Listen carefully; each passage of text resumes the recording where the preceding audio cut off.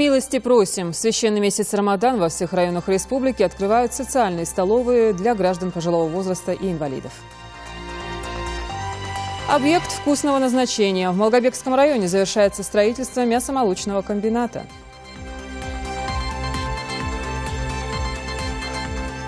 В дополнительный период в Назранском 410-м пункте сегодня сдавали ЕГЭ по 8 предметам. Крым, Дон Узлав 2014. Победители конкурса «Зорница» примут участие в Евразийском форуме, посвященному победе в 45-м.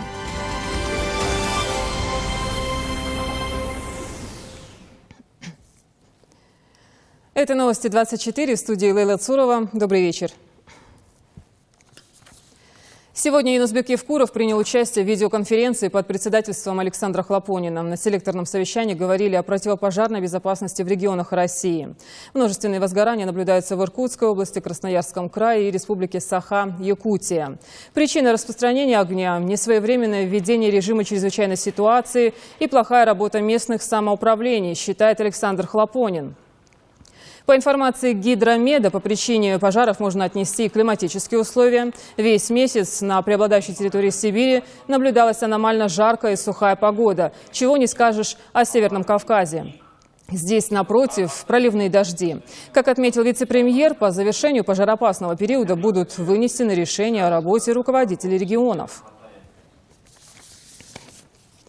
Социальные столовые для граждан пожилого возраста и инвалидов открывают во всех районах Ингушетии. Напомню, старт дал Центр социального обслуживания в Назране. Здесь гостей ждет накрытый стол для разговения и продуктовый набор для утреннего приема пищи. Репортаж Марии Мистоевой. В месяц Рамадан все стремятся совершать благие дела. Вот и работники Центра социального обслуживания граждан пожилого возраста и инвалидов устраивают в этот священный для мусульман месяц разговения для одиноких стариков. А таких в республике, по данным Министерства труда, занятости и социального развития, 360 человек. Такая своеобразная акция проводится в центре почти каждый день. Приготовлением еды для ифтара занимаются социальные работники и в процессе приготовления используют в основном домашние продукты. Стариков привозят сюда на машинах Министерства труда и после окончания разговения также развозят по домам. Пожилые люди с удовольствием посещают такого рода мероприятия, поскольку это еще и возможность пообщаться с друг другом и поделиться последними новостями. Я удивилась, когда мне сказали. Еще спросили у меня: Роза, ты пойдешь? Я говорю, конечно, пойду, чтобы посмотреть на людей. Очень интересно, большое спасибо вам всем, что нас пригласили. Нас, стариков, не забыли. Хава Горчханова сокрушается, что стариков с отдаленных районов привозить не получается, поскольку разговение поздно вечером, а дорога в Назрань занимает много времени. И решить эту проблему здесь собираются следующим образом. Мы сейчас здесь хотим разместить дневное отделение, открываем. Я думаю, что старики, которые далеко живут, одинокие, мы, наверное, будем все-таки их размещать здесь, по их желанию. Также центром планируется открытие отделений в Малгобекском и Джейрахском районах и создание социальной столовой в Назране, чтобы наладить производство пельменей, вареников и прочих изделий. Социальные работники, в свою очередь, их будут доставлять одиноким пожилым людям. Организаторы позаботились и о том, чтобы их подопечные сегодня получили продуктовые наборы для предрассветного приема пищи. Мария Мистоева, Адам Шибилов, Новости 24. Первая группа паломников из Ингушетии отправится в хадж 19 сентября. Для тех, кто желает получить подробное представление о совершении священного обряда, радио «Ангушт» организовывает курсы. Они начнут действовать после праздника Ураза-Байрам. В течение месяца опытные специалисты объяснят весь процесс прохождения паломничества, начиная с прибытия в Медину и заканчивая последним обрядом хаджа. Подготовка к выполнению одной из 5 самых важных обязанностей в жизни мусульманина требует знания определенных правил. Не будет излишним человек, еще не добравшись до Мекки, до Медины, если он будет хоть какое-то представление уже здесь иметь, до уезда, они будут находиться здесь рядом с офисом радио «Ангушт», это Базарки на 42. Стоимость курса это 2400 рублей. Преподавание, скорее всего, будет каждодневным, не считая выходные. Это постараемся в течение 3 недель, чтобы человек полностью информацию по хаджу получил. Первый крупный молочно-мясной комплекс в Ингушетии заработает в конце сентября этого года. Объект сельхозназначения рассчитан на 800 голов и строится в Сагапши по федеральной целевой программе. Сейчас здесь уже устанавливают спецоборудование, закупленное в Германии. Репортаж Фатимы Кариевой. Перед установкой доильного оборудования подготовили основания, провели вакуумную трубу, по которой будут проходить все коммуникации. Система позволяет одновременно доить 40 коров. Если раньше на обычных фермах к этой работе привлекалась целая бригада доярок, то теперь им на смену пришла новая техника. Никакой ручной работы, нужно всего лишь вовремя переключать нужные кнопки. Доильный зал – основное место на молочно-мясном комплексе. Именно из этого отсека ведется управление всей работой. Каждая карусель, она имеет свою модификацию. Мы пока ее не могли выполнить эту часть, пока нам не привезут оборудование. И специалисты немецкие не укажут, как оно будет стоять и что. Вот сейчас мы, значит, уже разбили и ставим оборудование. Будем делать фундаменты, а на него будем ставить оборудование. Информация о количестве молока, которое дает каждая корова, и его жирности, будет отображаться на специальных мониторах. Из доильного зала молоко попадает в танки, емкости для хранения жидкости вместимостью 15 кубов. А в центре находится искусственное заглубление в грунт приямок. Он представляет собой техническое подполье, предназначенное для ввода кабелей. Отсюда идет подключение к каруселям и к компьютерному залу. Кстати, в последнем полностью отслеживается процесс доения. 2 коровника полностью готовы к приему первой партии племенного скота. В одном из них будет 540 голов, в другом 650. Коровы будут содержаться без привязи. В скором времени планируется завести резиновые ковры и лежаки. Вот это кормовой стол. Правда, пока пустой. Кормораздача будет осуществляться специальной техникой. Пол будет выкрашен пищевой краской. Коровники, телятники, доильно-молочные блоки, сенохранилища, склады для концентрированных кормов – все построено в срок. Практически объемные работы мы закончили. Осталось благоустройство и эти мелкие внутренние всякие такие работы. Но для этого сегодняшний день у нас не хватает оборудования. Ждем оборудования. Если вовремя доставить нам оборудование, то мы закончим срок. Первый крупный молочно-мясной комплекс в Ингушетии заработает в конце сентября этого года. После его запуска начнется строительство и молокозавода. Сейчас первоочередная задача подрядчиков – дать комплексу заработать в полную силу. Фатима Кариева, Ахмед Беков, Новости 24. Потенциальные абитуриенты продолжают плавание по волнам единого госэкзамена. Сегодня в Назрановском 410-м пункте итоговый тест сдавали по 8 предметам. Для выпускников этот день стал, пожалуй, самым ответственным за всю экзаменационную кампанию 2014 года. Репортаж Хади Добреевой. Дополнительный период единого госэкзамена, стартовавший 1,5 недели назад, сегодня, 16 июля, подошел к завершению. Те, кто решил сдать экзаменационные тесты 2014 года в рамках второй волны, должны были заявить об этом еще до 5 июля. Основная масса желающих сдать экзамены в этот период – выпускники прошлых лет, закончившие школы, техникумы, колледжи или же, как в случае Исых Ашиева, иностранные учреждения среднего специального образования. Свой первый ЕГЭ он сдавал еще 3 года назад. Теперь же решил продолжить учебу в родной республике и поэтому проходит испытание повторно. Сегодня математика. Я вообще полагал, что она будет у меня первой, но так вышло, что сдаю последний. Трудно, за столько лет уже забыл много чего, но думаю, что готов к хорошей сдаче, по крайней мере. Возможность сдачи госэкзаменов во второй волне также имеют выпускники, не участвовавшие в основной период по уважительной причине. Лемон Альгиева пропустила экзамены, так как в это время находилась за границей. Я сдаю математику, очень переживаю.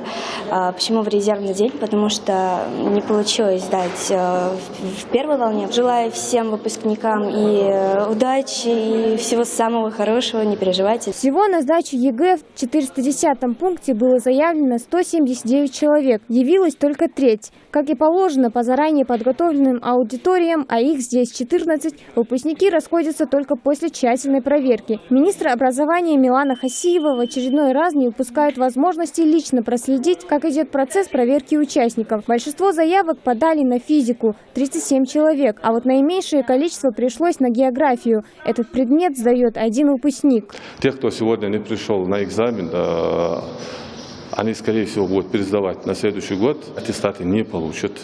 Вот те, которые не явились, и те, которые сегодня не получат достаточное количество баллов. Последнее испытание как последняя возможность. Вполне вероятно, что сегодня многие не упустят свой шанс и получат высокие баллы. Хади Добриева, Ахмед Паршиев, Новости 24.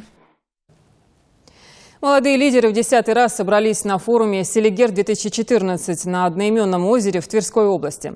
До 10 августа они будут обсуждать глобальные вызовы современности, выстраивать диалог между молодежью всего мира, а также предлагать собственные проекты, планы и идеи с использованием последних достижений науки и техники. Сегодня уже 3-й день форума. Подробности участия ингушской молодежи в репортаже Заремы Евлоевой. В первую смену на форум из Ингушетии отправились 19 человек. Их неделя подходит к концу. На очереди следующие 25 участников. Некоторые едут впервые, поэтому всех участников перед отправкой собирают в комитете по делам молодежи для инструктажа.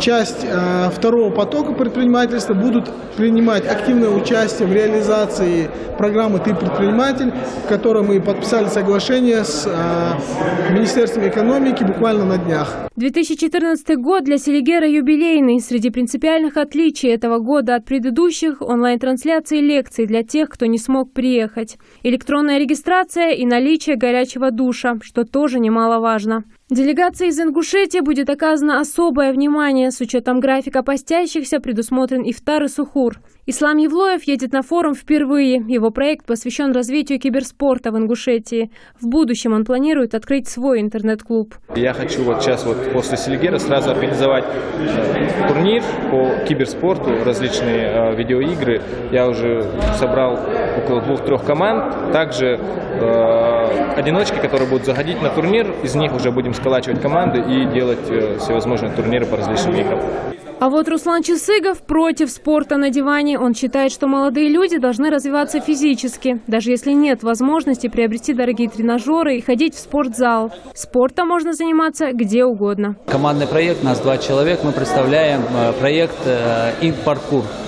То есть развивать паркур – это новое течение, которое уже развито в Российской Федерации. И мы хотим, чтобы это новое течение было развито и в нашей республике. В этом году для участия в форуме от Ингушетии подали заявки 189 человек. Регистрация на 3-ю и 4-ю смену еще продолжаются. А следовательно, у желающих принять участие еще есть шанс. Зарема Евлоева, Майрбек Мержоев, Новости 24. Победители республиканского конкурса «Зорницы» сегодня отправились в Крым. Молодые люди примут участие в 8-м Евразийском форуме «Крым-Дон-Узлав-2014». Так называется озеро в черте города Евпатория, где и располагается лагерь. Мероприятие посвящено победе России в Великой Отечественной войне. Для ребят запланирована экскурсия по местам боевой и воинской славы. Слово Фатиме Кариевой. Живописные горы, чистый воздух, лечебные озера, теплое море, плюс незабываемые памятные места. Все это Крым. Именно там окажутся 19 победителей республиканского конкурса «Зорницы» уже завтра утром. В черте города-курорта Евпатории на берегу озера Дон-Узлав дети из Ингушетии проведут 2 недели. 8-й Евразийский лагерь-форум «Крым» Дон-Узлав-2014 проводится в рамках международного общественного проекта «Наша Великая Победа». Там будут слет молодых ребят со всей России, где они смогут... Общение будет небольшие соревнования, места, где они могут себя проявить физически, умственно, будут какие-то там игры, зорницы и так далее. В лагере-форуме принимают участие представители молодежи всех субъектов России, регионов Украины, Донбасса, Южной Осетии. В общей сложности около 400 человек. В течение 2 недель участники будут слушать лекции по политологии, социологии и журналистике, встретиться с видными российскими научными и политическими деятелями. Помимо прочего, отдыхающих ждут спортивные соревнования. Надо показать, что мы приехали отдыхать, выигрывать. Очень должны показать себя с очень хорошей стороны. Мы планируем с друзьями провести очень веселое время, и там будут проходиться различные соревнования, и в этих соревнованиях занимать достойные места. Также по программе запланирована экскурсия по местам боевой и воинской славы, посещение города-героя Севастополя, где пройдет парад, посвященный Дню военно-морского флота. Работа лагеря форума пройдет под лозунгом «Молодежь России и СНГ за Евразийский союз, за нашу великую победу». Символично, что все участники форума от Ингушетии – представители города воинской славы Малгобека. Фатима Кариева, Сумбек Аздоев, Новости 24. В Карабулаке задержали угонщика автомобиля. Оперативно сработали сотрудники местных правоохранительных органов. Накануне в дежурную часть поступил звонок о том, что на улице Промысловая угнана машина «Лада Гранта». Преступника удалось задержать по горячим следам на дороге Сурхахи-Яндаре. На требования сотрудников полиции остановиться подозреваемый не реагировал и пытался скрыться. Нарушителем закона оказался житель Кажева Султан Халухаев, 83-го года рождения. Для остановки транспортного средства было применено табельное оружие. Также при задержании вышеуказанной автомашины была повреждена личная автомашина сотрудника полиции. Халухаев Султан Мавлиевич доставлен в МВД России по городу Карбулак. Вышеуказанная автомашина марки «Лада Гранта» также доставлена на штрафстоянку в МВД России по городу Карбулак. По данному факту следственным отделом МВД России по городу Карбулак возбуждено уголовное дело по части 2 статьи 158 «Кража». Не лезь, а то замкнет или убьет. Табличку с таким грозным предупреждением надо бы повесить на всех трансформаторах по улицам Луначарского и Бояджиева в Орджоникидзевском. Жизненно опасное и для быта просто необходимое оборудование установили, а вот защиты от внешних факторов, в том числе и от человеческого, не предусмотрели. Вопрос ответственности уже долгое время остается открытым. Подробности у Светланы Томовой.